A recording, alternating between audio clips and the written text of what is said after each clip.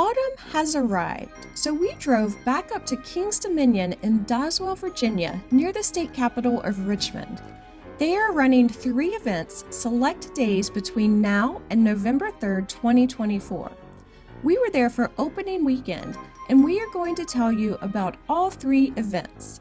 A kids event called Tricks and Treats, a German-themed event called Oktoberfest, and then, once the sun goes down, the spooks come out for Halloween Haunt.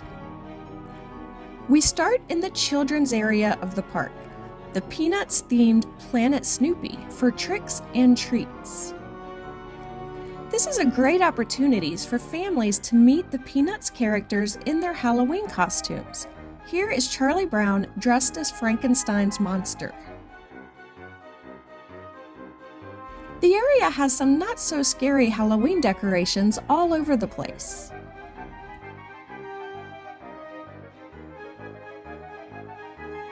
They also set up some Halloween-themed carnival games where for $13 per game, kids can play to win a prize.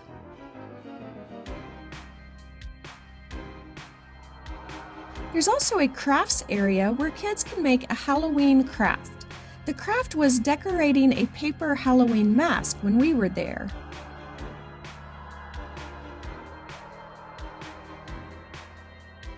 They also have entertainment, which includes a dance party and a costume contest, both of which happen several times a day. Here's the costume contest, where the audience determines the winner. Perhaps the most exciting event for kids, though, will be trick-or-treating along the trick-or-treat trail.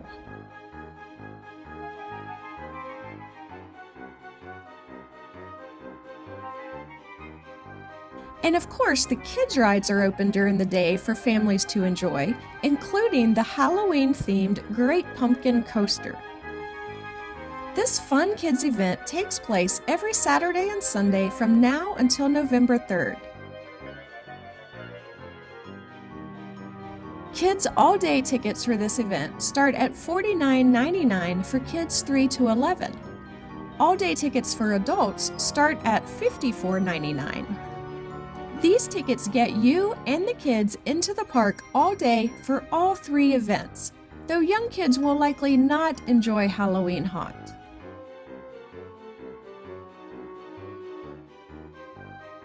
We also shopped for some Peanuts Halloween merchandise while we were in Planet Snoopy.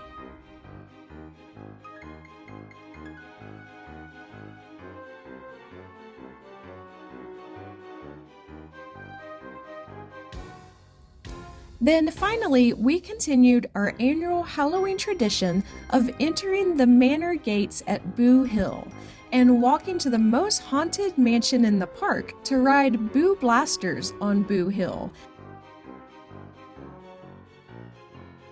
This is a fun dark ride that is also a shooter game where you try to shoot at targets on Boocifer and his army of ghosts.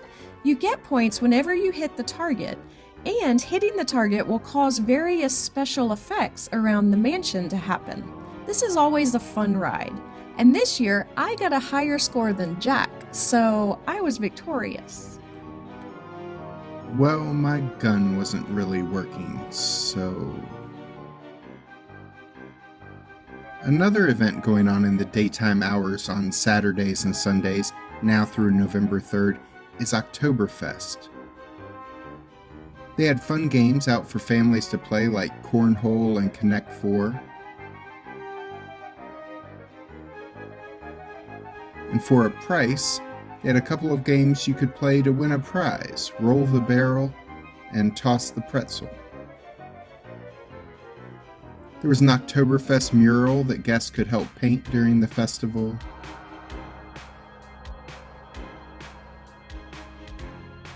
And there was a stage where a band played Oktoberfest music.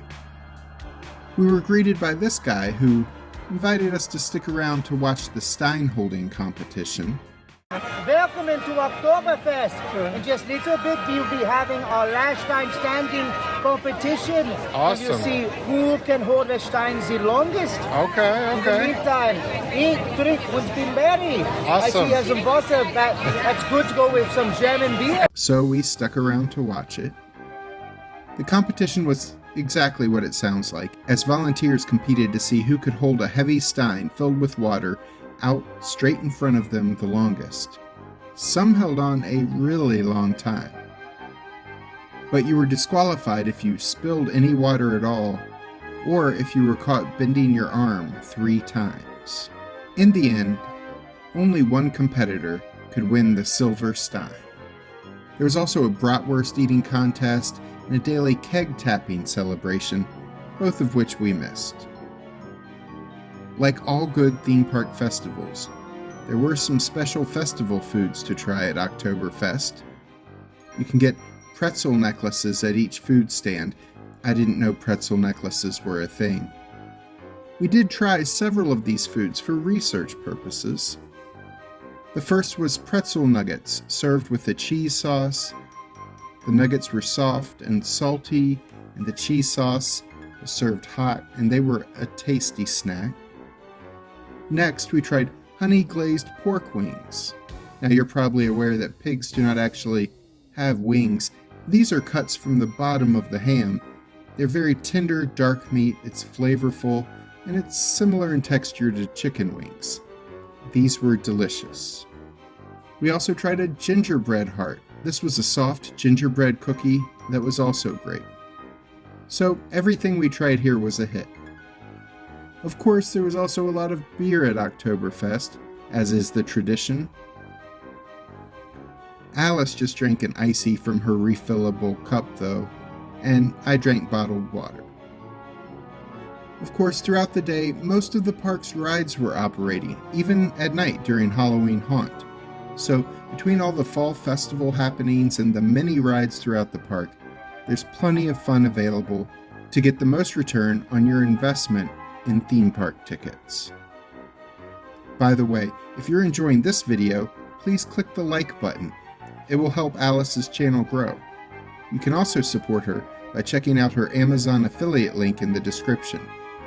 After clicking on her link, if you make pretty much any purchase on Amazon, she will get a small commission, and it doesn't cost you anything extra. She appreciates your support. And maybe she will give me a raise. Halloween Haunt began at 7 p.m. with the opening ceremony. From here on out, this video includes theater gore, including fake blood and various kinds of monsters, goblins, and the undead. If young kids, or even squeamish adults, are nearby, you might encourage them to leave the room.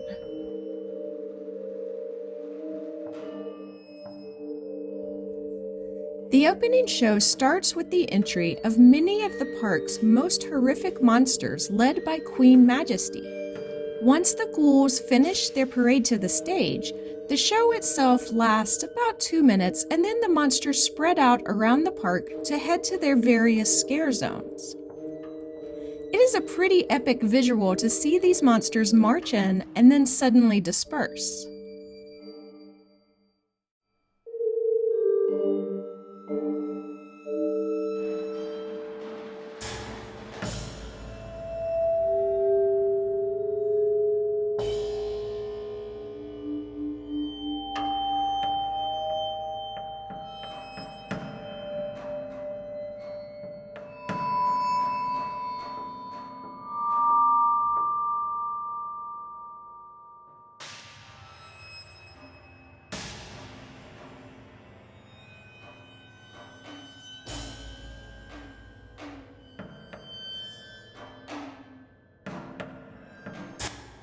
The other show we saw takes place several times throughout the night.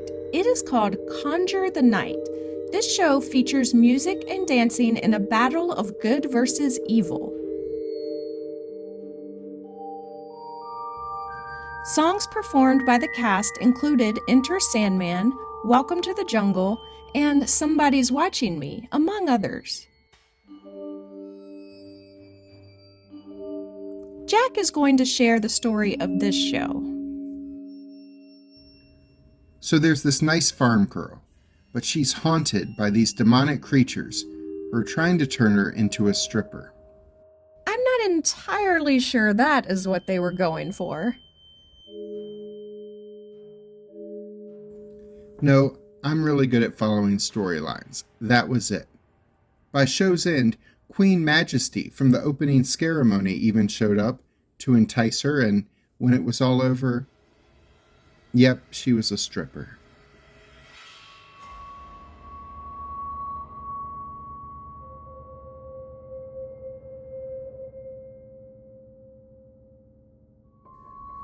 So anyway, next we are going to talk about the haunted mazes.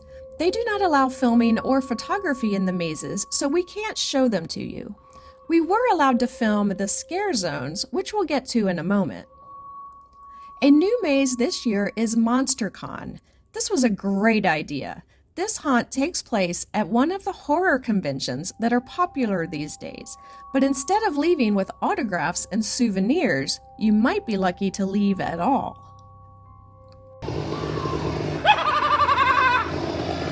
Blood on the Bayou takes place in New Orleans, and there are dangers around every corner from the Voodoo Queen and her minions. And they aren't the fun kind of minions either. Grim Woods puts you inside a very dark retelling of the fairy tales of the Brothers Grimm. Trick or Treat is my favorite. It takes place in a halfway house for reformed witches, though they end up being less reformed than you might hope. I really like the set decorations and the costumes in this one. Fear is a maze based on facing the fears that many people have, especially if your fear is jump scares. And there is Cornstalker's Blood Harvest. This is Jack's favorite. It's a haunted corn maze. It is easy to get lost at this farm where, in addition to corn, you are what's for dinner if these demented farmers have their way. Here's a look at this year's No Boo necklace. You can buy one of these for $15.99, and the actors in the scare zones will leave you alone as long as they can see the necklace. Now, this will not work in the mazes where the monsters jump out at you, as they won't see your necklace until they've already scared you. Here's a look at the outdoor scare zones. The first we went to is Masquerade. This is the Evil Queen Majesty's Ball. The Queen's Court is there for a night of partying, though their definition of partying seems to be just scaring innocent bystanders, some of whom tumbled to the ground.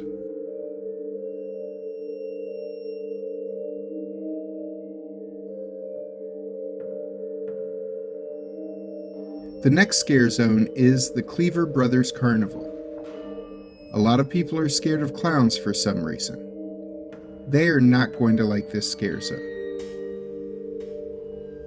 This carnival is filled with evil clowns who are putting on one of the worst circuses ever. This scare zone does have a band that plays several times a night, and they're home to a burlesque show as well. No one was on stage when we walked through, but here's a clip from last year in case you're wondering what theme park burlesque looks like.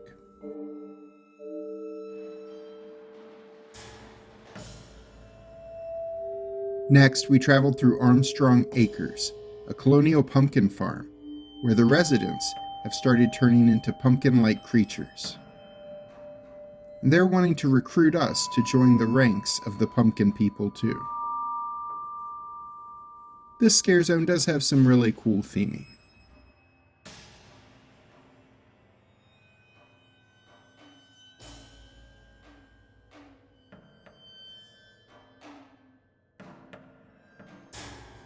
Another scare zone was Site X, located in the Jungle Expedition area of the park.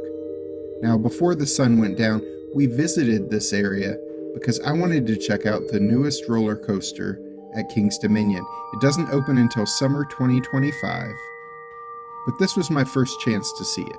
This is Rapterra, the world's longest and tallest winged coaster. This is going to be a great addition to Jungle Expedition. It blasts you off with an electromagnetic propulsion system that takes you from 0 to 65 in 4 seconds.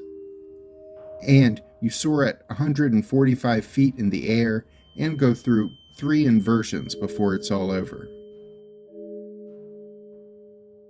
Anyway, this footage is from last year's Site X scare zone, because after we made it through the mazes in a couple scare zones this year, it started raining.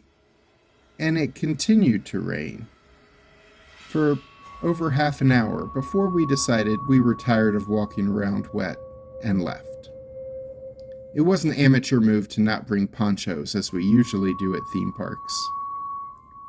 But here's footage from Site X last year where the story is that researchers who were excavating the jungle released a dark and sinister force that transformed them into the monsters they are today.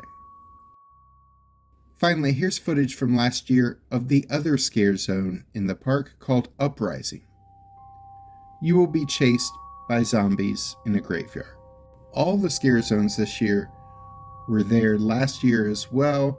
From the 3 we saw, there weren't a lot of changes in the scare zones, but it is a different experience every time you walk through as you're interacting in different ways with different actors.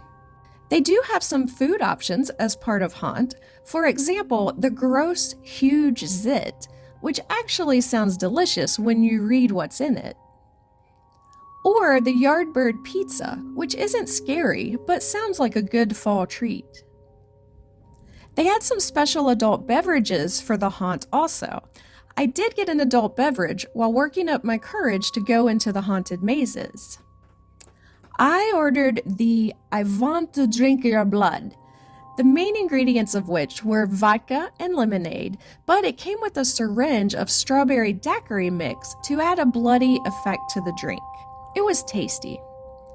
We had a good time at this fun day of family activities, followed by a night of fright. If that sounds like a fun way to celebrate Halloween to you, King's Dominion's Halloween Haunt is every Friday, Saturday, and Sunday now through November 3rd. The daytime family activities only happen on Saturdays and Sundays through November 3rd. Click the links at the end of this video to see the Edgar Allan Poe Museum in Richmond, or to check out our comparison of the thrill rides at King's Dominion compared to nearby Busch Gardens Williamsburg. And subscribe to this channel for more travel content so we can see you the next time we're traveling through.